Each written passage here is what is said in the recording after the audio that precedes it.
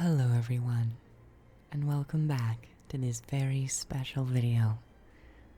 Today, I will be guiding you through a Mesmer build that I have concocted and crafted in my lab. This build is not meant to be a try-hard build, pulling massive damage or healing, but what this is utilizing is many interrupt-focused traits the Mesmer has access to, interrupting weapons and utility skills, and the ability to melt break bars.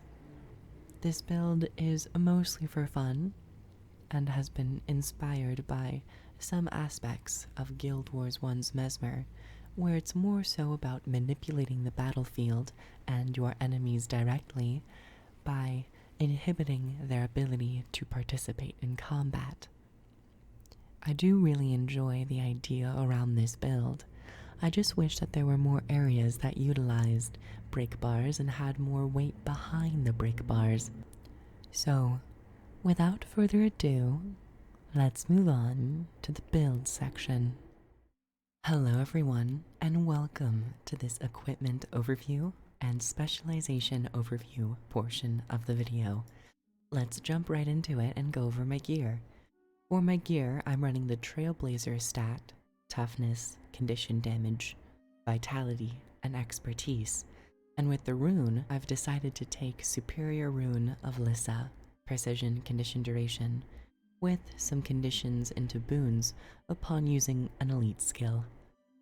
For my weapons, I'm also taking Trailblazers with Superior Sigil of Severance and Restoration, which are both interruption sigils. For my other weapon set, I'm taking Scepter and Pistol. Scepter is just a condition stat with a little bit more precision with the Superior Sigil of Earth.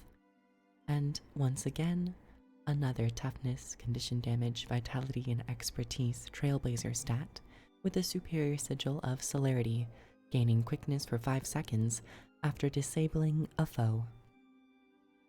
Over here, I'm using some Bringer stats, with expertise, vitality, and precision being the main focus. This brings my expertise up to about 58% increased condition duration.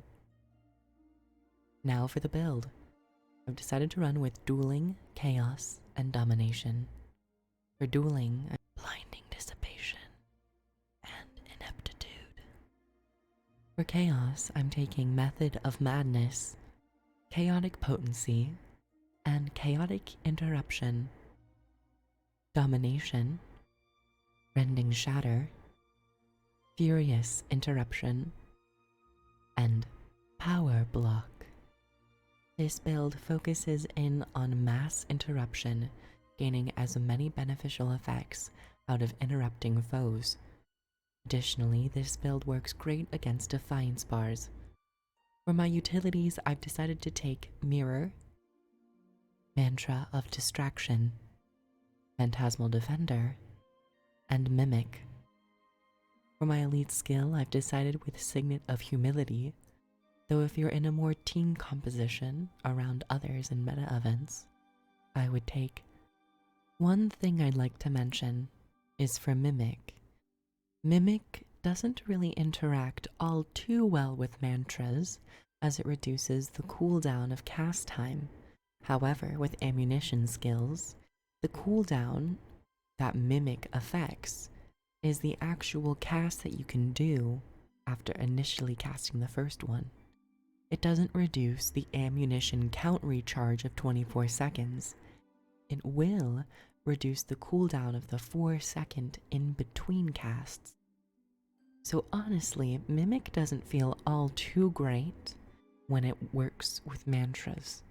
I would actually much prefer to see some Mimic changes, with Mimic interacting with mantras in a facet that reduces the count recharge instead of just the actual cooldown of when to use the ability next. But this build in general focuses on some condition damage and definitely getting a lot of interrupts out and gaining benefits for interrupts. Specifically with interrupts, I like to use Chaos Storm and additionally Magic Bullet to get a daze and a stun. Your F2 Cry of Frustration works well to bolster up confusion and condition uptime, as well as diversion. Upon successful interrupts, it will apply blind and additional confusion. Welcome to this gameplay section of the video. Here I'll be fighting some Stoneheads and Mordrum in Heart of Thorns maps. This build in particular is a great combo with Mimic and Phantasmal Defender when fighting enemies with rather large break bars. Taunt is, I believe, one of the more underutilized conditions in Guild Wars 2. However, it still does bleed Defiance bars pretty effectively in most scenarios. I would enjoy more Taunt in the game as a baseline, and I was rather surprised to not see any Taunt come into any of the weapons, traits, or skills for the End of Dragon's elite specializations. But nevertheless, let's talk a little bit more about this gameplay of this build. This build in particular, I try to focus on the mantra on the 7th skill and utilizing my Phantasmal Defender in conjunction with Mimic. So casting Mimic and then casting Phantasmal Defender will make it to where I can summon 2 at a time, doubling up on my taunt duration. As an aside, if taunt was more of a condition that focused and emphasized tanking capabilities, I think this would be a rather interesting interaction.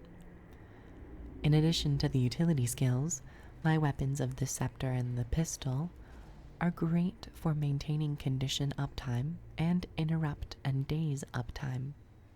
This staff still has access to interrupts on the 5th skill Chaos Storm, but is a little bit more focused on providing some boons and more utility effects with its conditions and also with its Chaos Aura. Still, my damage that is pulled from confusion is nothing to scoff at in PvE environments, and I would imagine, against foes that attack much faster, this confusion would actually be pretty good. Maybe even in a world versus world scenario.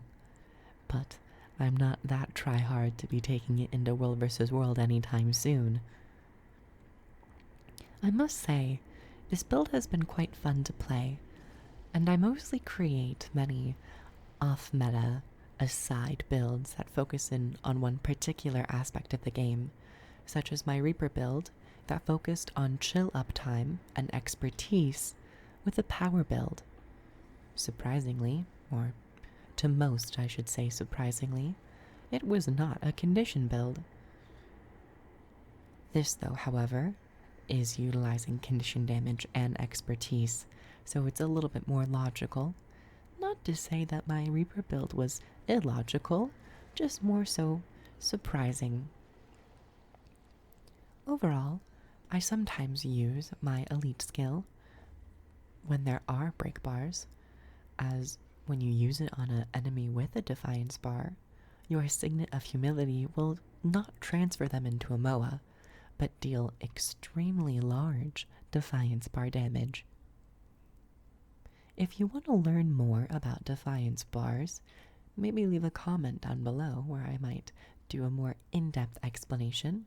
But if you know a new player that is confused by Defiance bars, I recommend running this build and taking them to areas where there are mobs with Defiance bars, such as this area in Orc Basin, to hopefully gain an understanding of how conditions affect Defiance bars, and how hard CCs such as dazes and stuns affect Defiance bars. Thank you everyone so much for coming to this little ASMR build/guide video. If you enjoy it, please comment, like, share, and even subscribe for more Guild Wars 2 videos in the future.